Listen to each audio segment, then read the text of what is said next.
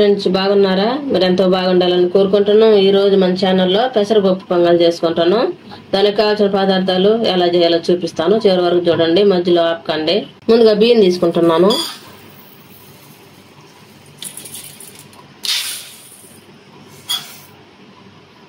ఒకటిన్నర కప్పు తీసుకున్నాను బియ్యము. 1 కప్పు పెసరపప్పు తీసుకుంటున్నాను. ఇది మొత్తం శుభ్రం కడిగి నానబెట్టుకోవాలి.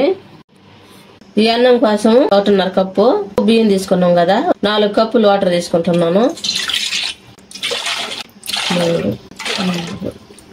1 కప్పు పెసరపప్పు తీసుకున్నాం కదా, 2 కప్పులు వాటర్ తీసుకోవాలి. మొత్తం 6 కప్పులు అయినాయి. ఈ పక్కన పెట్టుకున్నాం. స్టవ్ వెలిగించుకొని ఒక పాత్ర పెట్టుకోవాలి. పాత్ర వేడైన తర్వాత ఆయిల్ వేసుకోవాలి. 3 స్పూన్లు ఆయిల్ వేసుకున్నాను. ఆయిల్ బాగా వేడైన తర్వాత 1 స్పూను జీలకర్ర వేసుకోవాలి. మిరియాలు ఒక 10 వేసుకోవాలి. కరివేపాకు రెమ్మలు వేసుకోవాలి.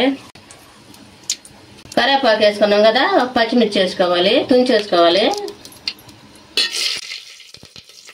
మసాలా వేసుకున్న తర్వాత 6 కప్పులు వాటర్ తీసుకున్నాం కదా, 6 కప్పులు దాంట్లో పోసుకొని ఉడికించుకోవాలి.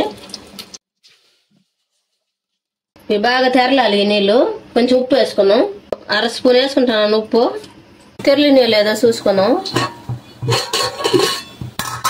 ఈ విధంగా తెరలాలి వాటర్. ముందుగా మనం ఇవన్నీ నానబెట్టుకున్నాం కదా, అవన్నీ నీళ్ళు వంపేసుకోవాలి. ఇప్పుడు వేసిట్లు వేసుకోవాలి. ఇవన్నీ ఒకసారి కలుపుకోవాలి. కలుపుకొని మూత పెట్టుకొని ఉడికించుకోవాలి. ఉడికిందో లేదో మూత తెచ్చొద్దాం. ఇది కలుపుకుంటా ఉడికించుకోవాలి, లేకపోతే అడుగు అంటుకుంటుంది. నేను 2 సార్లు కలుపుకున్నాను దీన్ని. మీరు కూడా కలుపుకుంటా ఉండండి. ఈ విధంగా ఉడికింది కదా, దించుకొని వేరే బౌల్లోకి తీసుకున్నాం. స్టవ్ ఆపేసుకొని వేరే బౌల్లోకి తీసుకున్నాం.